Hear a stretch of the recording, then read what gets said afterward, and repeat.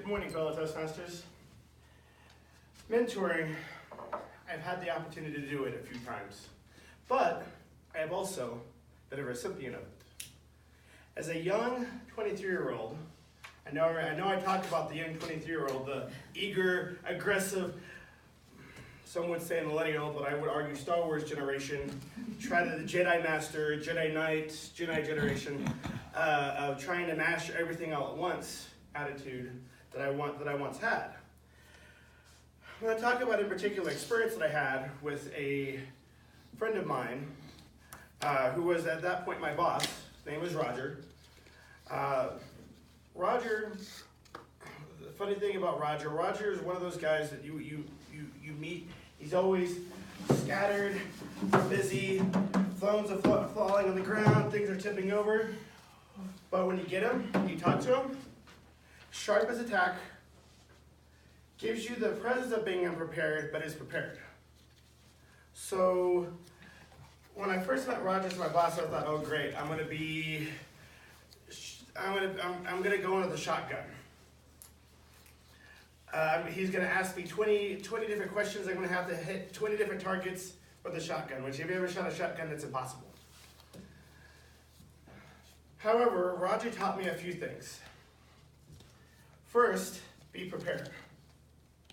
Second, be willing to make fun of yourself. I say that because he made fun of himself all the time to me. I would come in, he goes, hey, I need you to sit on that pile over there because I don't know what it is. So I go to my office, sit right there, and he was joking. He actually had me sit in the seat next to him because it was a presentation he was preparing for.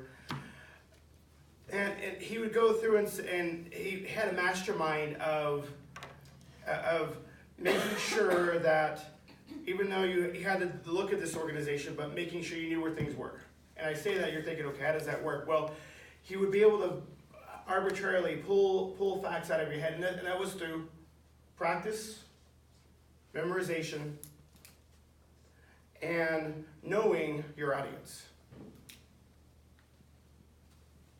Another thing he taught me was patience. Now earlier I mentioned the impatient, wanting to master everything all at once side of me. He was rather patient with me on that one because I would come in and I would literally blatantly say, you're wrong. In a rather mean, loud, ignorant sort of way. And he would walk me through, calm me down, and set me on a path of being more patient, just, and let's just say friendliness. Third, argue with finesse and argue with fun. Be willing to sit down and if you have a point, or when you want to persuade someone to your point, don't come in there like I mentioned earlier, being ignorant, stubborn, and stick in the mud. But be prepared. Be willing to make fun of yourself, but also be willing to have fun with it, and being willing to listen.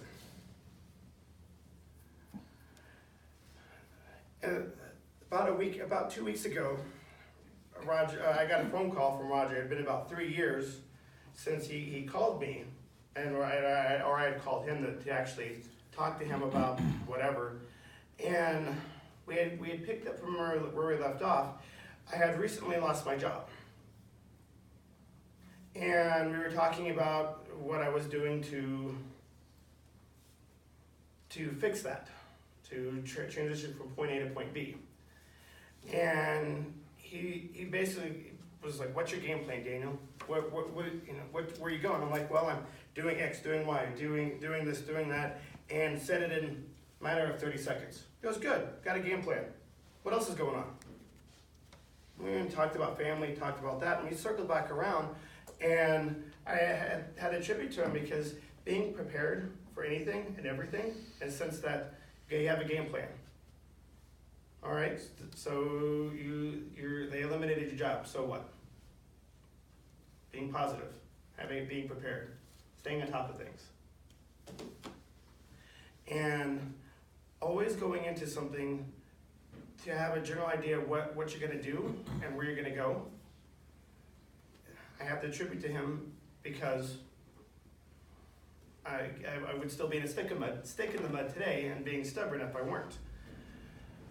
Now, I've learned from him that it's more than just coaching.